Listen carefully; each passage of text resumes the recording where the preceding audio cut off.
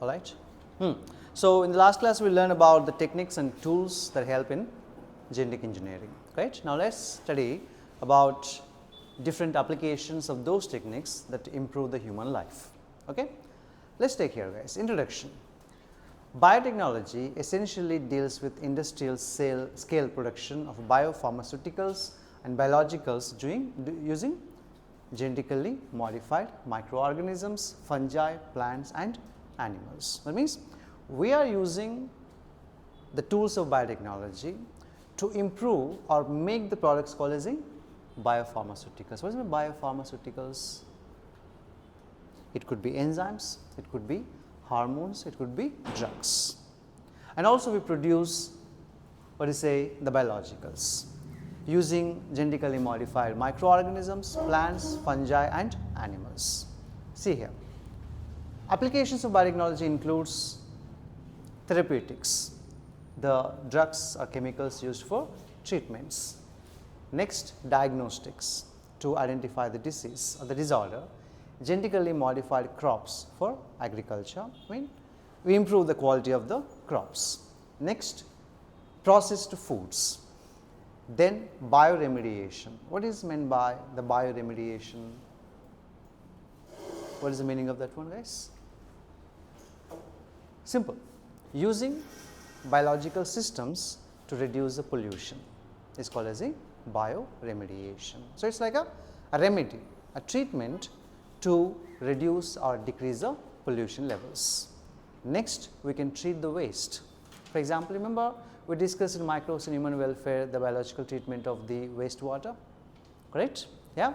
And next one is energy production. We can use microorganisms to produce energy in the form of the fuels using the agricultural waste. Okay. Now, so these are the three critical research areas of biotechnology. The first one is providing best catalyst in the form of improved microbes or the pure enzymes. Second one, creating optimal conditions through genetic engineering, which we discussed in the last class, and downstream processing. What is it guys?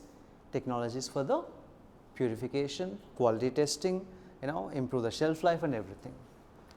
Now, so different applications are mentioned in the textbook.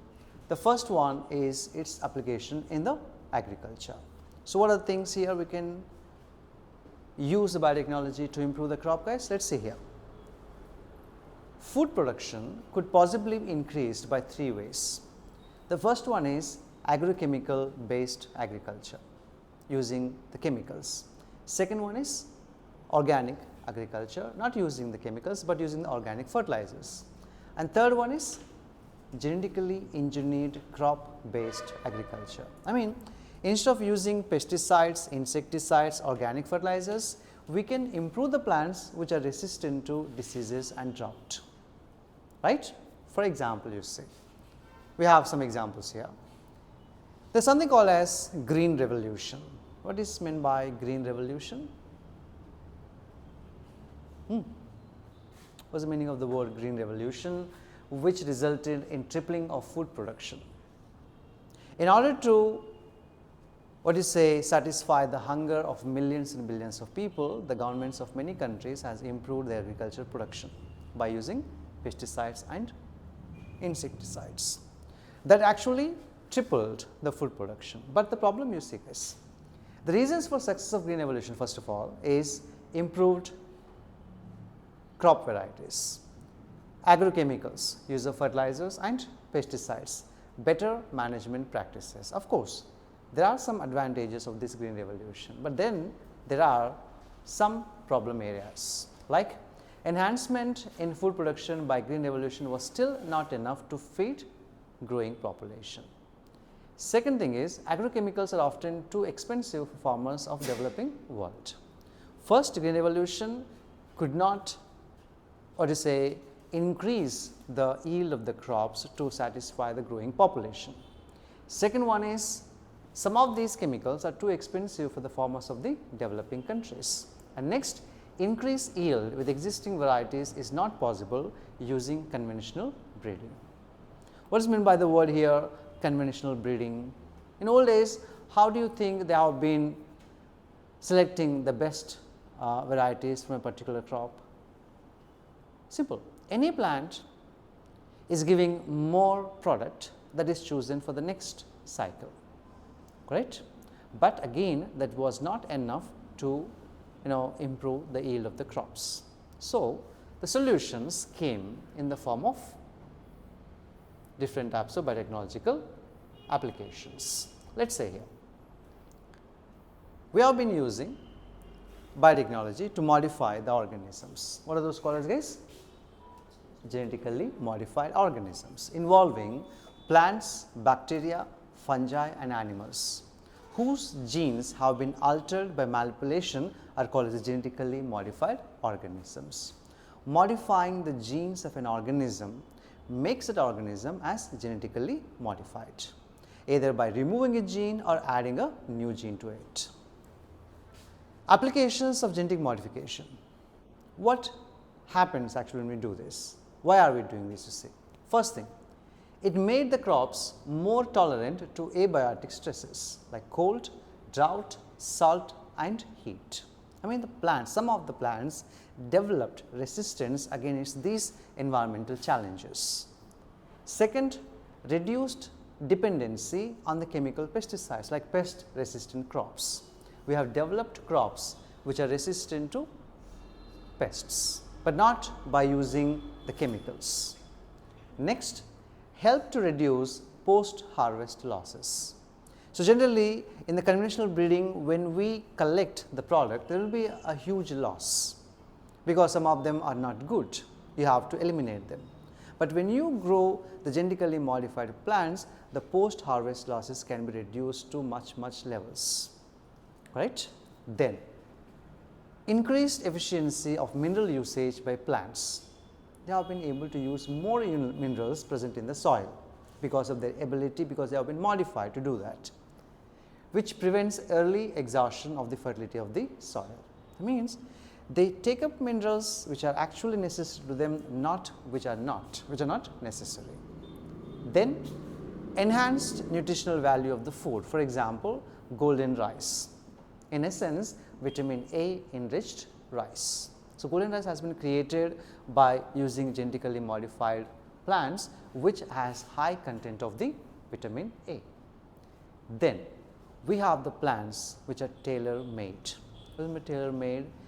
We made the plants exactly how we want. We want those plants to give more product, we want them to depend less on the pesticides, we want to depend, we don't want them to contracted with diseases. All these things have been added to the particular plants and we have improved the quality of the food. Plants have been developed to supply alternative resources to industries in the form of starch, fuels and pharmaceuticals. Means, to put it in simple words, we have actually improved the quality of the food products produced by these plants, not just the food, what is it guys here? Starch, fuels. I think you heard something called as the bioethanol. Have you heard about this one, bioethanol? Bioethanol is an alcohol produced from the agricultural waste. So, previously after the harvesting, all those remnants will be thrown out or burnt or used for the cattle feed. But now we can use those waste, break them down into small pieces and use fungi or bacteria to convert them into alcohol. And this alcohol can be used as an alternative to the fossil fuels like petrol and diesel. Great, those are called as the biofuels. Next, so this is the first application that we have here. What is guys here? Something known as the insect resistant plants. What is that? So, this kind of technique provides resistance to insects without the need for the insecticides. That is a biopesticides. What is it, you see guys? Examples of biopesticides are the Bt cotton, Bt rice, tomato, potato and soya bean. What is the meaning of the word Bt here? What is Bt? Bacillus thuringiensis, a bacterium which has a source of a gene called as the CRY gene or CRY gene. What is the function of this one, guys? In bacteria, this gene codes for a toxin. What is it called as? Bt toxin. And what is thing here you see? The bacteria produces this toxin during a particular phase of their growth, and they are produced in the form of the inactive protoxins or protein crystals, which are called endotoxins. See what happens here, I will tell you. First thing, we will isolate the cry gene from the Bacillus thuringiensis. Then we introduce this gene into the Bt cotton cells, the embryonic cells, and cells express the gene in the form of the inactive protoxins. And when the cotton bollworms, which are the most common insect that attack the plants, when that insect eat these plants, what happens? The cells are expressing the protein. What is that protein, guys? Which produce the protoxin. So what happens then? Once the protoxin enters into the gut of the cotton bollworm, the alkaline pH in the midgut of the insect solubilize the protein crystals, converting them into an active toxin. And this toxin, it creates pores in the midgut of the midgut epithelial cells. It perforates the digestive tract of the insects, which makes them swelling of the epithelial cells and thereby lysis. Lysis means the breakdown of the digestive tract, and finally the death of the insects. Means the gene introduced into the Bt cotton cells is not causing any harm to the plant, except when it is, except in the sense when the insect eats it, the problem is to the insect, not to the plant. So are we using any insecticide here? No. Are we using any other chemicals? No. We just transferred one gene from a bacterial called as the Bacillus thuringiensis into the plant. You get my point here? Yes or no? Right? Then you see, we have different types of genes. One is the target pest and the crop.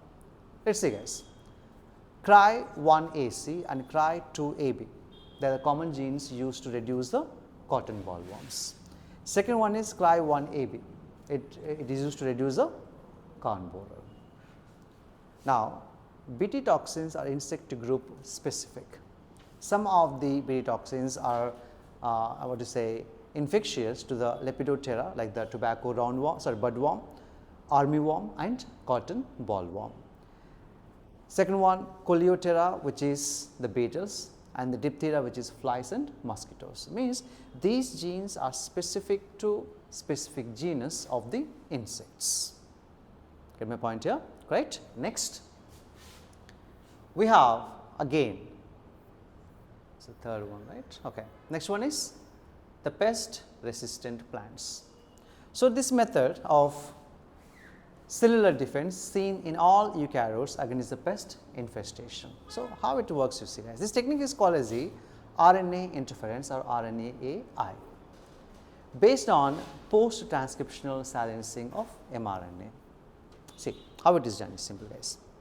Generally, after transcription, we have a formation of the mRNA, correct? mRNA is single stranded or double stranded? It's a single stranded. So we create an RNA which is complementary to that RNA. So for example, let's say the RNA produced by the insect is responsible for a production of a protein that causes damage to the plant. So we are introducing an RNA which is complementary to that RNA. So what happens? Both RNAs will bind with each other, forming a double stranded RNA. So what happens that to actual RNA, it will be silenced, because this RNA cannot be bound with the ribosomes. So there is no chance this mRNA can be translated to produce a protein. That is called as RNA interference. This is mentioned here. Translation of mRNA coded from the pest specific genes is silenced or prevented due to the formation of a complementary double stranded RNA.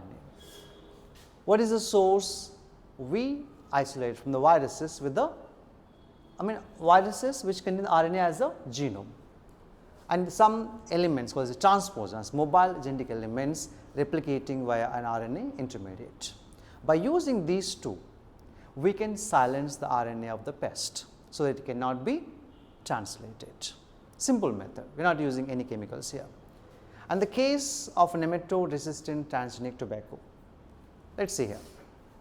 The pest causing a disease called roots knot disease in tobacco plant called as the, what's the name guys?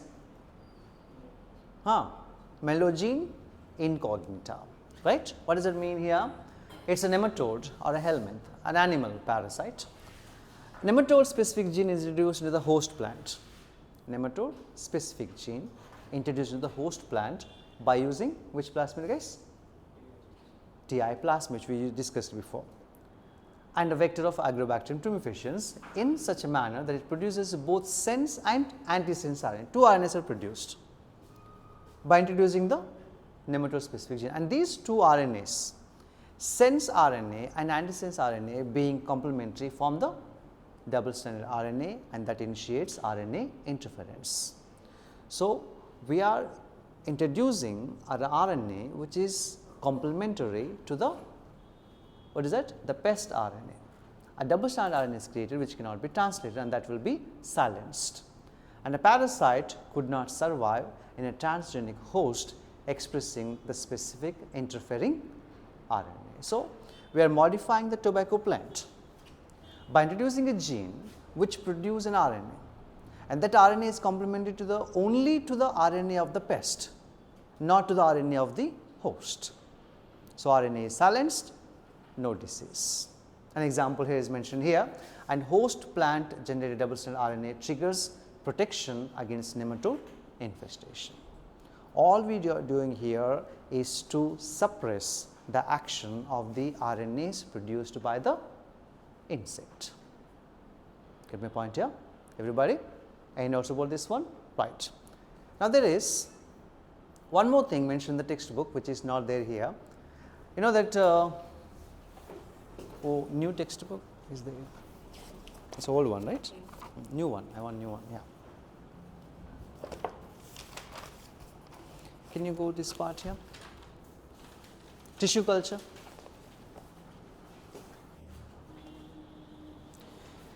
See this paragraph. Everybody, do you have it or not?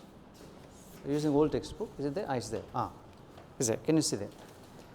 As traditional breeding techniques fail to keep pace with the demand and provide sufficiently fast and efficient systems for crop improvement.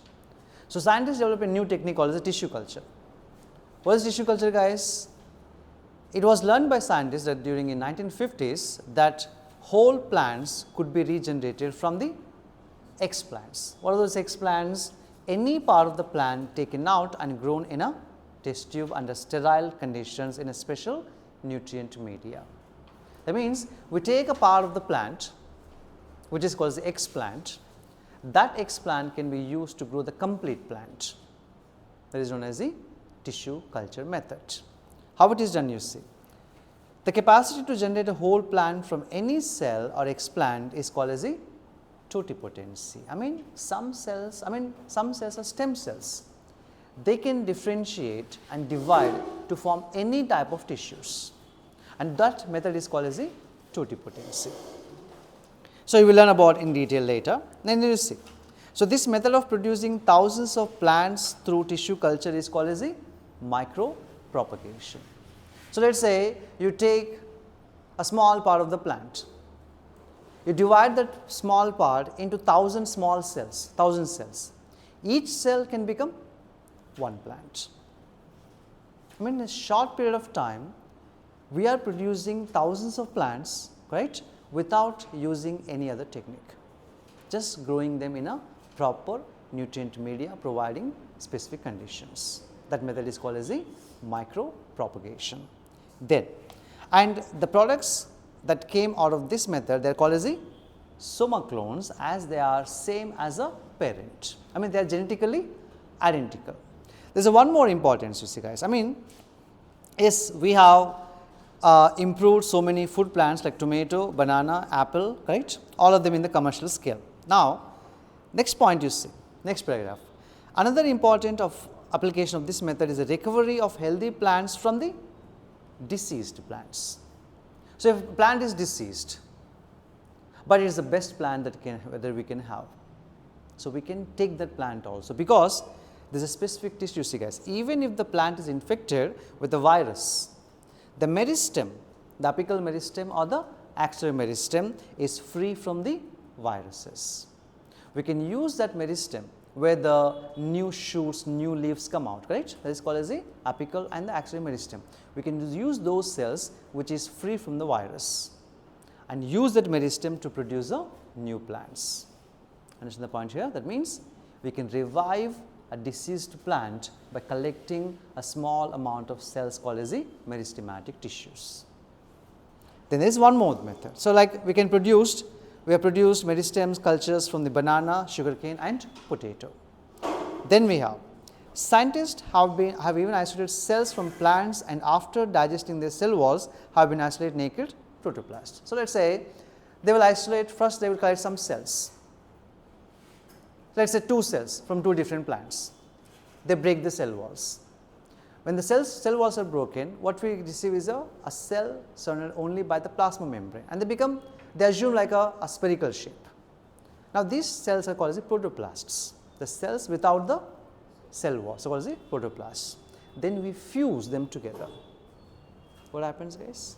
You see, it's mentioned the isolated protoplast from 2 different varieties of plants, each having a desirable character, can be fused to get hybrid protoplasts, which can be further grown to form a new plant, and these are called as the somatic hybrids. I mean, when we want characteristics of 2 different varieties in one plant, we can use this method, which is called as a protoplast fusion. It is called as a protoplast fusion, and the process is called as the somatic hybridization. So, imagine a situation when a protoplast of tomato is fused with that of a potato and they are grown. What is it called as, guys? It is called as the pomato. So, it should have the characteristics of both potato and the tomato. The problem was there. Unfortunately, the plant did not survive, did not have all the desired combination of characteristics for its commercial utilization. So, when we fuse the tomato and the potato, it should have what should be the characteristics? Potato is known for its starch content, right? And tomato is known for its, what is rich in tomato? Vitamin C. Okay? We need both characteristics, but unfortunately it did not happen. But still, scientists are trying more to fuse 2 different plants. It's been happening for many years. We can fuse the fungi cells, we can fuse the animal cells, okay? We can fuse the protists. Any cell, if we can prepare the protoplast, there is a possibility to fuse them and fuse the characteristics of 2 different varieties. This method is called as the somatic hybridization. Am I clear there, everybody? Right? Now, so what are the biotechnological applications in medicine? What are the advantages of recombinant therapeutics? There are 30 recombinant therapeutics have been approved for human use throughout the world over. In India, 12 of these are presently being marketed, and they are for mass production of safe and effective drugs, do not induce unwanted immunological responses. So, how many total in the world, guys? 30. How many in India? 12. So, for example, the insulin, genetically engineered human insulin. Insulin is produced by which part of our body? Pancreas. What is the function of insulin? How? Okay. It is a hypoglycemic hormone, which means it reduces the sugar levels in the blood, right, by increasing the sugar uptake by the cells and its utilization, and those are the functions. Generally, the insulin extracted from the slaughtered cattle and pigs could cause allergy, because it might have some other components along with it. Solution, we have to produce a artificial insulin, which is called as the Humulin. How it is done, guys? The recombinant insulin was first manufactured by a company called as Eli Lilly in the year 1983, an American company. The main challenge for the production of insulin using rDNA techniques was getting insulin assembled into a mature form. Generally, insulin exists as 2 polypeptide chains. One is called as an alpha chain, other one is called as a beta chain. So, we can produce a protein using genetically engineered microorganisms as a one single polypeptide, but not two different. So, what Eli Lilly company has done, you see here in this method you can see.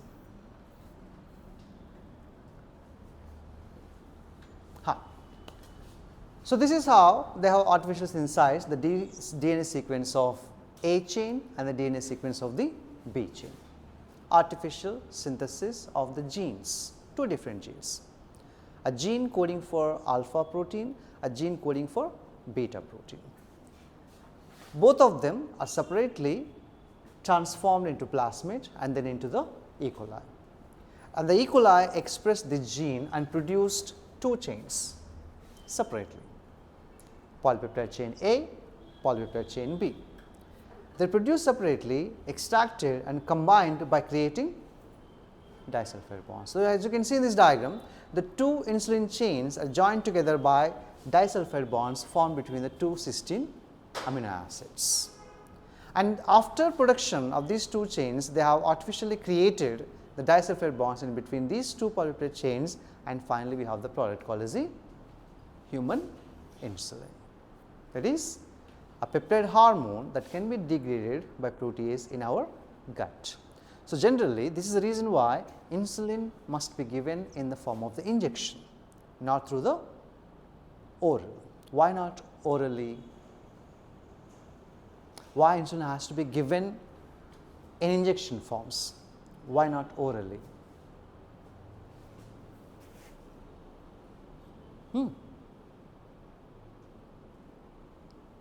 Okay, insulin is a protein, which means if you take it through your digestive tract, what happens, guys?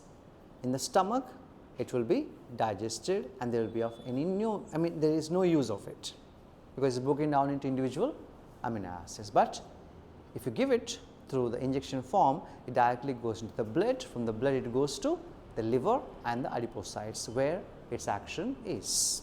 What are those two types of organs? One is the liver, other one is adipose tissue. Get it? Okay. Now, next application here is the gene therapy. Insertion of genes into an individual's cells to treat diseases by replacing a defective mutant allele with a functional one. We remove the gene which is defective and add the one which is functional. Gene targeting, which involves gene amplification, multiplying the gene copies. You see, the first clinical gene therapy was introduced in 1990 in a 4-year-old girl who was suffering from a disease called as the adenosine deaminase deficiency, an enzyme which is crucial for immune system to function, and she was suffering from its deficiency. So, there are different methods have been applied. The first one is enzyme replacement therapy, means the functional ADA is given by injection, not completely curated, because she has to go through the periodical injection of the enzyme, which might be expensive. The second method is bone marrow transplantation in children. The cells that are responsible to produce the ADA enzyme are present in the bone marrow. So, you have to replace the bone marrow, which may not be permanent. The third method is gene therapy. It could be a permanent cure if bone marrow transplantation is done earlier at embryonic stages. Let us say, remember I told you something called as amniocentesis. What is amniocentesis? By collecting the amniotic fluid of the fetus, we can find if the fetus is going to suffer from any genetic or the metabolic disorders. Let us say we found out that the fetus is going to suffer from ADA deficiency. In that case, we can perform the, what is guys here? Bone marrow transplantation. But how it is done, you see. First, we collect the lymphocytes, the embryonic cells of the lymphocytes of the patient. Then we introduce the adenosine deaminase complementary DNA, the copy of the complementary DNA, and we use the virus which infect the human cells for the transformation. So, what happens here? Now, the gene introduced into the embryonic cells, that is the genetically engineered lymphocytes, which are not immortal, but infused into the patient. So, these cells may survive for many years in the bone marrow, which can be a cure. That is what they said, it is not a permanent, but it could be a permanent cure. Get the point? All we are doing here is introducing the ADA complementary DNA into the lymphocytes of the embryo, so that it become functional throughout the life. That is called as the gene therapy. Clear? Right? Then, so these are the different types of molecular diagnostic methods. So, there are two types. One is conventional, where the early detection is not possible, but in case of the modern diagnostic methods, it is possible. Examples: in conventional diagnosis, we use serum samples, urine samples, or the blood samples for analysis. In case of modern technology, we use the RDT, PCR, and ELISA. Okay? Now, you see. The first one here is the PCR. We know this one already. What is polymerase chain reaction? It is an artificial amplification of DNA in a machine, right? The basis is nucleic acid amplification. Advantage: detection of very low concentration of a bacteria or the virus. Let us say a person is suspecting that he might have contacted a particular disease, but the numbers of the bacteria, the viruses are very, very low in his blood. Even if you find one virus from the blood, we can multiply its numbers. I mean, we can multiply its genomic content by performing the PCR, and we can find out that the person is actually going to suffer from a disease. It is used to detect the HIV infection, mutations in the genes in a cancer patients, and also genetic disorders. All we need is one fragment of the DNA to analyze if the person is going to suffer from any of these disorders. And next one is ELISA. ELISA is enzyme linked immunosorbent assay, where it is based on the antigen and antibody interactions, which is commonly used, you see, detect the presence of antigens or antibodies synthesized against a pathogen. For example, let us say our immune system is known for production of the antibodies against a particular antigen. So, let us say if you want to find out if the person is going to suffer from HIV or something, our body will produce the antibodies against the virus or the bacteria. If we find those antibodies to a specific antigen, we know that the person is suffering from a disease or is going to suffer from a particular disease, which is purely based on the antigen and antibody interactions. Understood? That is why it is called as enzyme linked immunosorbent assay. Next, autoradiography. Using radioactive single stranded DNA or the single stranded RNA that hybridize with the complementary DNAs.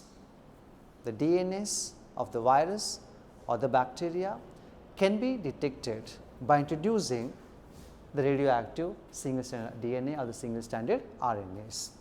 And what is done, you see guys? Probe will not hybridize with the mutated gene. The probe is nothing but radioactive single stranded RNA or the DNA. In this case of the mutated gene will not appear on the photographic film due to lack of the complementarity. So, in this method we may not be able to identify the mutated gene, because our radioactive single stranded DNA or RNA are not complementary to the which one is mutated gene. So, we may not be able to find the genes if they are mutated, but we can use them for other diagnosis of other disorders. That is one thing. Next one is the transgenic animals. The modified animals possess manipulated DNA and express foreign genes, just like the plants. We have the transgenic rats, rabbits, pigs, sheep, cows and fish. So many animals have been created using transgenics, and 95% of transgenic animals are mice. Why mice, guys? Why do we need them? We don't eat them, correct? We don't have any product coming from them. Then why 95% of transgenic animals are mice? Sorry? Very good. It's mice have very close physiology with humans. To study the effects of drugs, immunologicals and biopharmaceuticals, we use the mice. Any reaction that we can predict in the humans can be seen in the rats. That's why 95% of transgenic animals are mice. And the use of the transgenic animals to study, for example, how the genes are regulated and how they affect the normal functions of the body. For example, let us say Eli Lilly has produced an insulin using genetically modified bacteria. So, in order to study how this insulin works in the humans, we use first the mice because they have the same physiology. Next, transgenic models exist for study of diseases like cancer, cystic fibrosis, rheumatoid arthritis and the nervous disorder called as the Alzheimer's. That means we can use animals to study these diseases by actually causing the disease to the mice and then studying their effects. And other biological products produced here, a chemical, a protein called as the alpha-1 antitrypsin, which is used to treat emphysema. What is emphysema? A respiratory disorder, correct? Next, similar attempts are made for the treatment of phenylketonuria as well as the cystic fibrosis. You don't have to know what a disease is here, but you have to know the names of those diseases, correct? Cystic fibrosis and phenylketonuria, a genetic disorder. And the first transgenic cow, known as the Rosie, was developed in 1997, producing a human protein enriched milk, which contained 2.4 grams of protein per 1 liter of milk. What is the name of the cow, guys? Rosie. The milk contained a protein called as the alpha lactalbumin, more balanced product for human babies than the natural cow milk, because the amount of protein is more in this milk than the natural cow milk. And we also use these animals for testing the vaccine safety. Transgenic mice are being used to test the safety of polio vaccine to replace the use of monkeys. So, before we were using monkeys, as many animal lovers protested against using the monkeys, we have shifted our experiments towards mice. And we can also use them for chemical safety testings. Transgenic animals are made more sensitive to toxic substances to obtain the results in lesser time.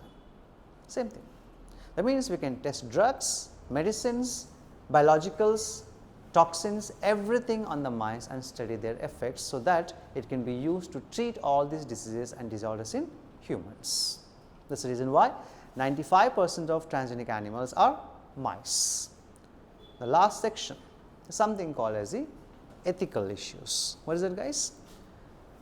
GMO can have unpredictable results when such organisms are introduced into the ecosystem. So, before introducing them to the public use, every transgenic organisms are extensively studied, but there might be one parameter which might be missing. So, there are concerns by some people saying that if we leave these organisms to the ecosystem, they might cause the damage or they might interfere with the normal gene flow from one generation to the next generation. That is one concern. Next, genetic manipulation of living organisms by humans has to be regulated for moral and biological significance in order to control these things, because otherwise a mad scientist may create a new organism that might be fatal to the human population.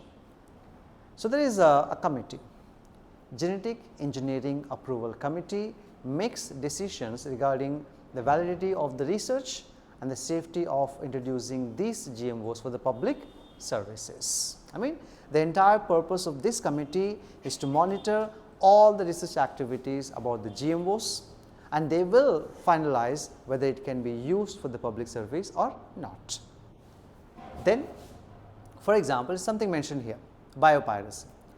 Developing countries are rich in biodiversity and traditional knowledge related to bioresources. I mean, developing countries means they have so much of natural resources, and this is what is say taken as advantage for some people, which is called as biopiracy, where refers to the use of bioresources by multinational companies and other organizations without proper authorization from the countries and people concerned without compensatory payment.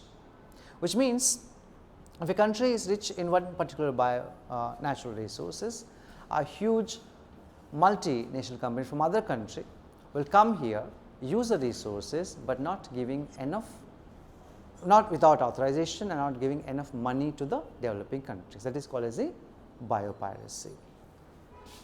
And there are some controversial regarding the patents. For example, basmati rice. There are 200,000 varieties of rice in India, 27 documented varieties of basmati rice. But in 1997, an American company got patent rights on basmati rice through the US Patent and Trademark Office. It does not grow anywhere else in the world, only in India. But how did this company took the charge and had a patent on our rice? That is called as the biopiracy, correct? You see, what they did, they have hybridized the basmati rice, the semi-dwarf variety of the rice, which created a new variety of the basmati rice, and they took a patent on this one, saying that it belongs to us. And we also have concerns about many other varieties that includes turmeric and neem. So, many companies are trying to get patents for many products of India also, guys. Okay? So, it is necessary that every product, every traditional knowledge of one country must be protected. Otherwise, some other people from other countries may, what do you say, take advantage of it, right? Next, the last one. The Indian Parliament has recently cleared the second amendment of the Indian Patent Bill to make sure that no knowledge of India should go without authorization to other countries. Are we clear here? So, this is the biotechnology and its applications. Any doubts, guys? Everybody? Is it clear? So, that means we have how many chapters now? Sexual reproduction in flowering plants. One more thing, guys. Genetics, organism populations, ecosystems, correct? All those four? No, one more is there, right? No, that's one. Genetics and principles of inheritance, biodiversity and conservation, biodiversity and conservation. Okay, right.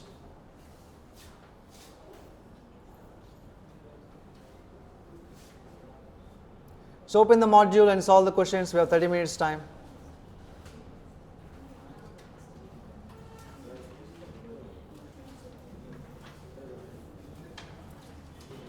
Open the module.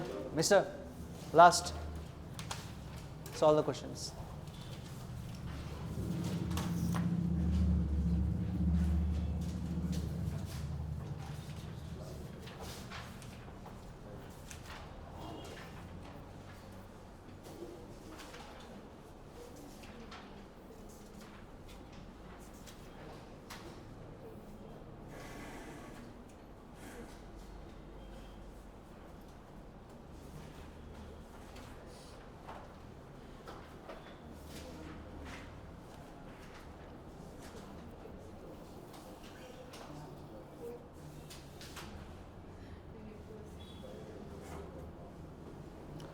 Okay, tomorrow we will discuss biodiversity and conservation.